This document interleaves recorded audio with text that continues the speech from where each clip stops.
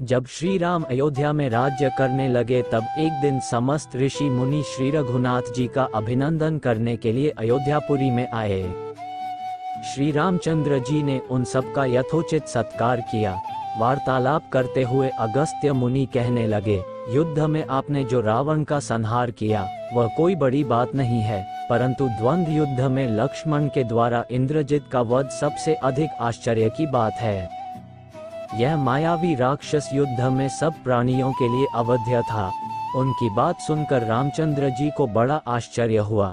वे बोले, मुनिवर, रावण और कुंभकर्ण भी तो महान पराक्रमी थे, फिर आप केवल इंद्रजित मेघनाद की ही इतनी प्रशंसा क्यों करते हैं? महोदर, प्रहस्त, विरूपाक्ष भी कम वीर न थे? इस पर अगस्त्य मुनि बोले, इस प्रश्न का उत्तर देने से पहले मैं तुम्हें रावण के जन्म, वर प्राप्ति आदि का विवरण सुनाता हूँ। ब्रह्मा जी के पुलस्त्य नामक पुत्र हुए थे जो उन्हीं के समान तेजस्वी और गुणवान थे। एक बार वे महगिरी पर तपस्या करने गए। वो स्थान अत्यंत रमणीक था, इसलिए ऋषियों, नागों, राजर्षियों आदि की कन्याएं वहां क्रीड़ा करने आ जाती थीं। इससे उनकी तपस्या में विघ्न पड़ता था। उन्होंने उन्हें वहां आने से मना किया। जब वे नहीं मानी तो उन्होंने शाप दे दिया कि कल से जो लड़की यहाँ मुझे दिखाई देगी वह गर्भवती हो जाएगी। शेष सब कन्याओं ने तो वहां आना बंद कर दिया, परंतु राजर्षि तृणबिंदु की कन्या शाप की बात से अनजान होने के कारण उस आश्रम में आ गई और महर्षि के दृष्टि पड़ते ही गर्भवती हो गई। जब तृणबिंदु को ये बात मालूम हुई तो उन्होंने अपने कन्या को पत्नी के रूप में महर्षि को अर्पित कर दिया। इस प्रकार विश्रवा का जन्म हुआ जो अपने पिता के समान वेदविद और धर्मात्मा हुआ। महामुनि भरद्वाज ने अपनी कन्या का विवाह विश्रवा से कर दिया। उनके वैश्रवण नामक पुत्र हुआ। वह भी धर्मात्मा और विद्वान था। उसने भारी तपस्या करके ब्रह्मा जी को प्रसन्न किया और यम, इंद्र तथा वरुण के सदृश लोकपाल का पद पाया। फिर उसने त्रिकूट पर्वत पर बसी लंका को अपना निवास स्थान बनाया और राक्षसों पर राज्य करने लगा। श्री राम ने आश्चर्य से पूछा, तो क्या कुबेर और रावण से भी पहले लंका में मांसभक्षी राक्षस रहते थे? फिर उनका पूर्वज कौन था? ये सुनने के लिए मुझे कौतूहल हो रहा है। तब अगस्त्य जी बोले, पूर्व काल में ब्रह्मा जी ने अनेक जल जंतु बनाए और उनसे समुद्र के जल की रक्षा करने के लिए कहा। तब उन जंतुओं में से कुछ बोले कि हम इसका रक्षण, रक्षा करेंगे और कुछ ने कहा कि हम इसका यक्षण, पूजा करेंगे। इस पर ब्रह्मा जी ने कहा कि जो रक्षण करेगा वह राक्षस कहलाएगा और जो यक्षण करेगा वह यक्ष कहलाएगा। इस प्रकार वे दो जातियों में बट गए। राक्षसों में हेती और प्रहेती दो भाई थे। प्रहेती तपस्या करने चला गया, परंतु हेती ने भया से विवाह किया जिससे उसके विद्युतकेश नामक पुत्र उत्पन्न हुआ। विद्युतकेश के सुकेश नामक पराक्रमी पुत्र हुआ। सुकेश के माल्यवान, सुमाली और माली नामक 3 पुत्र हुए। तीनों ने ब्रह्मा जी की तपस्या करके यह वरदान प्राप्त कर लिए कि हम लोगों का प्रेम अटूट हो और हमें कोई पराजित न कर सके।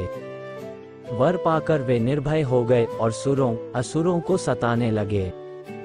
उन्होंने विश्वकर्मा से एक अत्यंत सुंदर नगर बनाने के लिए कहा। इस पर विश्वकर्मा ने उन्हें लंकापुरी का पता बताकर भेज दिया। वहां वे बड़े आनंद के साथ रहने लगे। माल्यवान के वज्रमुष्टि, विरूपाक्ष, दुर्मुख, सुप्तघन, यज्ञकोप, मत और उन्मत नामक 7 पुत्र हुए। सुमाली के प्रहस्त, अकंपन, विकट, कालिकामुख, धूम्राक्ष, दंड, सुपार्शव, संहनादि, प्रधस एवं भारकर्म नाम के 10 पुत्र हुए। माली के अनल, अनिल, हर और संपाति नामक 4 पुत्र हुए। ये सब बलवान और दुष्ट प्रकृति होने के कारण ऋषि मुनियों को कष्ट दिया करते थे। उनके कष्टों से दुखी होकर ऋषि मुनिगण जब भगवान विष्णु की शरण में गए तो उन्होंने आश्वासन दिया कि हे ऋषियों, मैं इन दुष्टों का अवश्य ही नाश करूंगा। जब राक्षसों को विष्णु के इस आश्वासन की सूचना मिली तो वे सब मंत्रणा करके संगठित हो माली के सेनापतित्व में इंद्रलोक पर आक्रमण करने के लिए चल पड़े। समाचार पाकर भगवान विष्णु ने अपने अस्त्र शस्त्र संभाले और राक्षसों का संहार करने लगे। सेनापति माली सहित बहुत से राक्षस मारे गए और शेष लंका की ओर भाग गए। जब भागते हुए राक्षसों का भी नारायण संहार करने लगे तो माल्यवान क्रुद्ध होकर युद्ध भूमि में लौट पड़ा। भगवान विष्णु के हाथों अंत में वह भी काल का ग्रास बना। शेष बचे हुए राक्षस सुमाली के नेतृत्व में लंका को त्याग कर पाताल में जा बसे और लंका पर कुबेर का राज्य स्थापित हुआ। अब मैं तुम्हें रावण के जन्म की कथा सुनाता हूँ। राक्षसों के विनाश से दुखी होकर सुमाली ने अपनी पुत्री कैकसी से कहा कि पुत्री, राक्षस वंश के कल्याण के लिए मैं चाहता हूँ कि तुम परम पराक्रमी महर्षि विश्रवा के पास जाकर उनसे पुत्र प्राप्त करो। वही पुत्र हम राक्षसों की देवताओं से रक्षा कर सकता है। अगस्त्य मुनि ने कहना जारी रखा। पिता की आज्ञा पाकर कैकसी विश्रवा के पास गई। उस समय भयंकर आंधी चल रही थी। आकाश में मेघ गरज रहे थे। कैकसी का अभिप्राय जानकर विश्रवा ने कहा कि भद्रे, तुम इस कुबेला में आई हो। मैं तुम्हारी इच्छा तो पूरी कर दूंगा, परंतु इससे तुम्हारी संतान दुष्ट स्वभाव वाली और क्रूर कर्मा होगी। मुनि की बात सुनकर कैकसी उनके चरणों में गिर पड़ी और बोली कि भगवान, आप ब्रह्मवादी महात्मा हैं। आपसे मैं ऐसी दुराचारी संतान पाने की आशा नहीं करती, अतः आप मुझ पर कृपा करें। कैकसी के वचन सुनकर मुनि विश्रवा ने कहा कि अच्छा, तो तुम्हारा सबसे छोटा पुत्र सदाचारी और धर्मात्मा होगा। इस प्रकार कैकसी के 10 मुख वाले पुत्र का जन्म हुआ, जिसका नाम दशग्रीव रखा गया।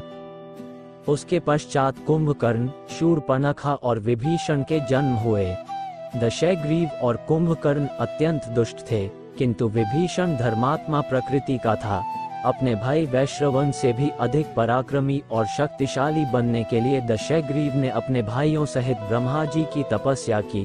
ब्रह्मा के प्रसन्न होने पर दशग्रीव ने मांगा कि मैं गरुड़, नाग, यक्ष, दैत्य, दानव, राक्षस तथा देवताओं के लिए अवध्य हो जाऊं। ब्रह्मा जी ने तथास्तु कहकर उसकी इच्छा पूरी कर दी।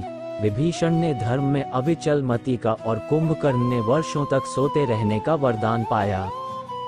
फिर दशग्रीव ने लंका के राजा कुबेर को विवश किया कि वह लंका छोड़कर अपना राज्य उसे सौंप दे।